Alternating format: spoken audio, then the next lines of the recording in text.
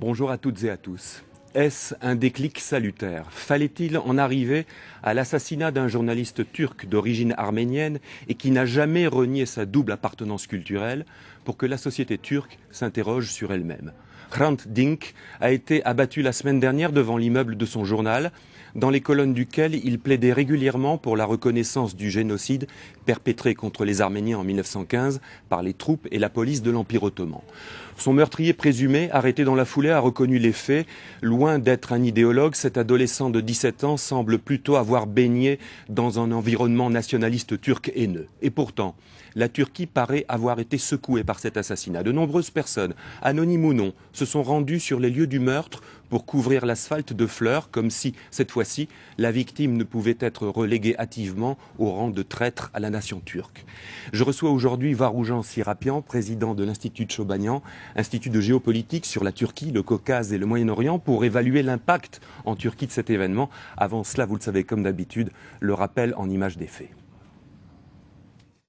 C'est tragiquement en bas de son journal qu'Hrant Dink a été assassiné. Le journaliste d'origine arménienne de 52 ans avait fondé Agos, un hebdomadaire bilingue arménien-turc, il y a tout juste 10 ans. Dans son dernier éditorial, Hrant Dink se disait menacé. Se comparant à un pigeon affolé, il pensait être pourtant à l'abri d'un acte de violence, car les Turcs, écrivait-il, ne s'attaqueraient pas à un pauvre pigeon. En 2006, il avait été condamné à 6 mois de prison avec sursis pour insulte à l'identité turque. Il avait qualifié de génocide les massacres d'Arméniens perpétrés par les Turcs en 1915. Son assassin présumé a invoqué lui aussi l'insulte au peuple turc dans ses aveux à la police. Ogun Samsat, un adolescent de 17 ans, a été arrêté quelques jours après le crime. Il est originaire de Trabzon, au nord-est de la Turquie, une région frappée par le chômage et la crise économique, un bastion ultranationaliste où les écrits libéraux d'Hrant Dink n'étaient guère appréciés. Patriote convaincu, Dink pensait que la Turquie pourrait faire face à son histoire parfois sanglante, une fois la démocratie installée, et privilégier la liberté d'expression. En tant qu'Arménien, je peux dire avec assurance que mon histoire ne doit pas être défendue en punissant les gens. C'est grâce à un code moral et la conscience de chacun que mon histoire doit être protégée. Reste à savoir si son assassinat portera préjudice aux ambitions de la Turquie à faire un jour partie de l'Europe. Le chef de la diplomatie européenne, Javier Solana, a affirmé que non. En attendant, certains Turcs accusent leur gouvernement de ne pas avoir protégé le journaliste. Bien. Varoujan Sirapian, bonjour et merci d'être avec nous. Si je vous ai invité ce matin, c'est non seulement parce que vous présidez l'Institut Chobanian, Institut de géopolitique, mais parce que vous êtes vous-même arménien et que vous avez vécu en Turquie et que vous n'êtes pas de ceux qui brocardaient à longueur de colonne ou à longueur de journée la Turquie. D'où l'intérêt de votre visite aujourd'hui. Alors, on a vu qu'il y avait un semblant quand même de choc dans la population turque, y compris les Turcs non arméniens. Est-ce que ça vous semble quelque chose de nouveau et d'encourageant ? Bien entendu, l'assassinat horrible de Hrant Dink, ce n'est pas une première, il y en a eu d'autres. Mais Hrant Dink étant, comme vous le disiez dans votre reportage, quelqu'un de très ouvert au dialogue et qui travaillait justement pour rapprocher les Arméniens et les Turcs, même sur les pages noires de leur histoire, semblait être quelqu'un qui devrait être hors de ce contexte. Donc, du coup, son assassinat a soulevé une indignation qui a dépassé la communauté arménienne. C'est un journaliste aussi, évidemment. Les journalistes aussi étaient très, très affectés. Et tout ce que j'ai lu depuis cet assassinat, aussi bien dans les colonnes des journaux turcs que ce que j'entends de la population, c'est une indignation. Effectivement, ça a choqué au-delà de ce qu'ils espéraient peut-être les meurtriers ou les coupables. Justement, si l'on revient sur l'attitude de ce journaliste, on se souvient qu'il avait déclaré à propos de la pénalisation des propos négationnistes, il avait dit, et je le cite, c'est une imbécilité, il ne faut pas punir, il ne faut pas pénaliser ce type de propos.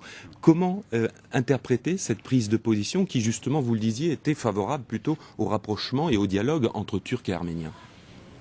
Chaque fois qu'il y a des déclarations de ce type par des gens qui habitent la Turquie, il ne faut pas oublier qu'ils sont dans une situation d'une sous-pression et que nous disons entre guillemets des otages, si vous voulez, de cette mainmise sur la pensée qui a peut-être fait qu'il a fait cette déclaration. Il n'était pas le seul. Hein. Il y a eu dans les colonnes, je crois que c'était Le Monde, il y avait une pétition où il y avait d'autres intellectuels turcs que d'habitude ils travaillent pour la reconnaissance du génocide arménien qui avaient participé à cela.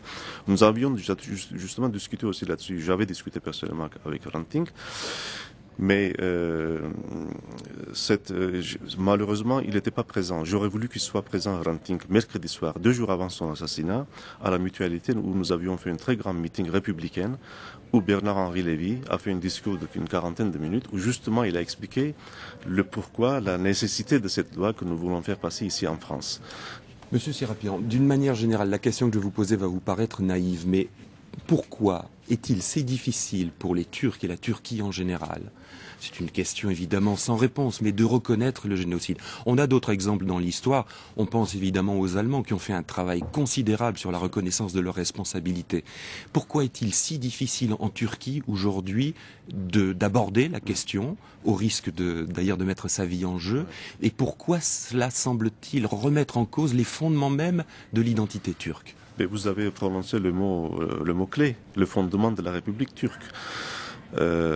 Si je vous parle sur ce sujet-là, je vais vous parler comme un chercheur, donc au nom de l'Institut Chebanian. Donc il faut oublier que peut-être je suis d'origine arménienne, mais en tant qu'observateur. Toutes nos analyses montrent, et nous ne sommes pas le seul à le dire, ça a été écrit, étudié, ce qu'on appelle la République turque, moderne, la Turquie moderne, est fondée, qu'on veut ou non, sur les cendres du génocide arménien. Alors, effectivement, les Turcs d'aujourd'hui ne sont pas responsables de ce qui s'est passé il y a 90 ans. Mais la négation de ça, c'est que s'ils acceptaient cet état de fait, ça aurait ouvert une boîte de Pandore où on aurait vu, on l'a mis dans nos articles aussi, qu'il y a une continuité, qu'on veut ou pas, entre les ittihadistes, donc les jeunes Turcs, et le régime du Kemal. Dans les premières années, on voit les génocidaires qui font partie des entourages du Kemal. Donc, et ces gens-là, ils sont devenus des ministres, des députés, des hommes riches. Donc aujourd'hui, l'acceptation de ce fait, et si on rentre dans les détails, mettrait en péril cette notion de la grande nation turque qui a voulu mettre en place à l'époque. Ce qui vient de se passer, est-ce que c'est de nature aussi à mettre en péril l'adhésion de la Turquie à l'Union européenne? Je vous demande d'y répondre rapidement, mais c'est une question importante. Il y en a qui vont utiliser cela. Mais d'ailleurs, c'était un peu indécent d'entendre le Premier ministre turc, tout de suite après l'assassinat, il déplorait évidemment l'assassinat, mais il disait ça mettra en péril, ou c'est un coup dur pour la Turquie. Ça veut dire que c'était presque eux la victime. Merci Monsieur Serapian, merci d'avoir été avec nous. On suivra aujourd'hui sur France 24, en français et en anglais, les obsèques du journaliste Hrant Dink à Istanbul. Merci de votre attention. Vous êtes sur France 24, en français et en anglais, et le site aussi, n'oubliez pas, en langue arabe. Merci, à bientôt.